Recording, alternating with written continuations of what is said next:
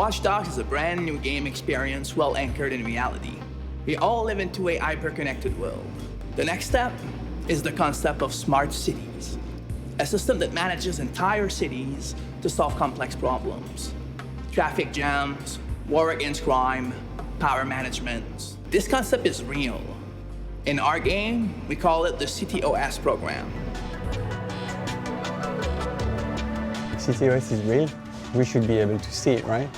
What we wanted to do was make the invisible visible, of course. In Watch Dogs, the entire city of Chicago is ruled by a system of data dedicated to citizens. But what about cities that are closer to us, like Berlin, London or Paris? Are they smart cities already? The answer is yes, definitely. And that's what we wanted to prove with Watch Dogs WeareData.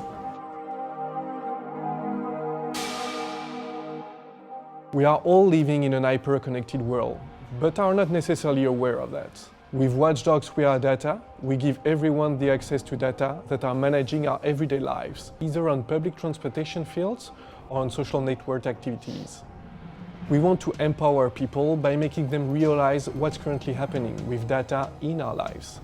It's not the future, it's now and it's real. Creating Watch Dogs WeareData was a huge technological challenge. The team that worked on the project was made of more than 15 people. The creative team, one data analyst for France, one for England, one for Germany, the project managers, of course, and many developers.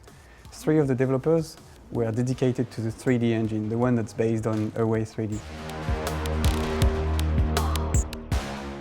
In Watch Dogs, the city is so essential. It can be considered as a whole character. And that's why we had to focus our attention on the craft of Watch Dogs WeareData city map. So we made buildings appear in volume and 3D in real time. So the key idea was to make the buildings burst out of the cadastral data, which are usually used for administrative purposes. In a word, imagine your tourist city map suddenly turning into 3D. And this is how we created a fully immersive environment without a single drop of 3D modeling.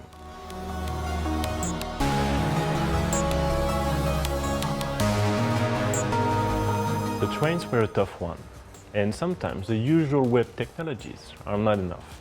So we had to go beyond and watch over what was done in the transport industry. And in the end, we ended up using the same standard that the one used to manage the Portland metropolitan area. That way, we can show the real way the train moves.